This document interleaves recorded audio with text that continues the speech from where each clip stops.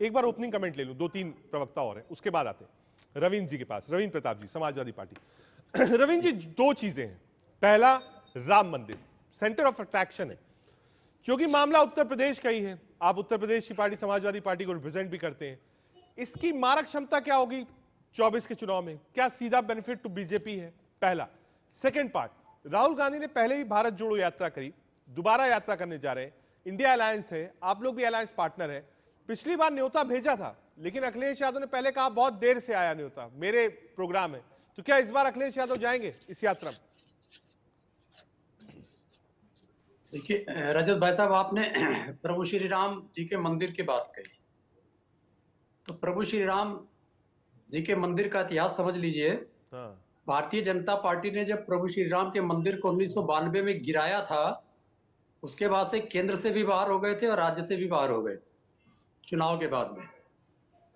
तो अभी प्रभु श्री राम मंदिर पे अगर ये लोग किसी भी प्रकार का एजेंडा पैदा करने की कोशिश करेंगे राजनीतिक, तो फिर ये बाहर हो जाएंगे। फिर एक शब्द बोल दिया भारतीय जनता पार्टी के प्रवक्ता महोदय ने कि श्री राम लला जी को स्थापित करेंगे और प्राण प्रतिष्ठा करेंगे। प्रभु श्री राम को कोई स्थापित नहीं कर सकता इस विश्व में, वो स्वयं ही स्थापित है।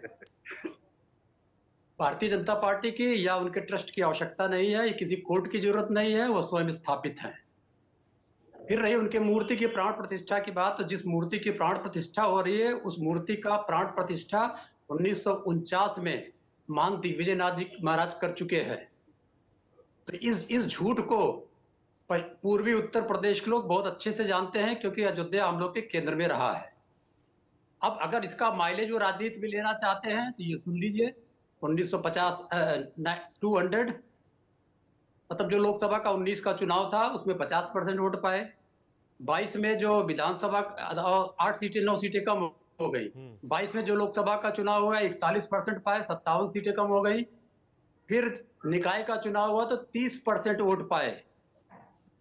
तो इनकी आवश्यकता नहीं इनके प्रचार करने की। जब हम लोग का कोई कॉन्फ़िगरेशन बड़ा होता है, चाहे वो पंचकोसी परिक्रमा हो, 15 कोसी परिक्रमा हो, या किसी प्रकार का कुंभ हो या अर्ध कुंभ हो, तो करोड़ों लोग 18 करोड़ लोग इकट्ठा होते हैं। भारतीय जनता पार्टी न्योता देने जाती है या इसकी हैसियत 18 करोड़ को न्योता दे पाएगी? अपने आप लोग आते हैं और चले जाते हैं। तो भारतीय जनता पार्टी प्रभु श्री राम का राजनीतिकरण करना चाहती है, एक बार करके देख चुकी है, फिर करके देख ली। मतलब आपको कहना है कि कोई फायदा नहीं हो रहा, ठीक है।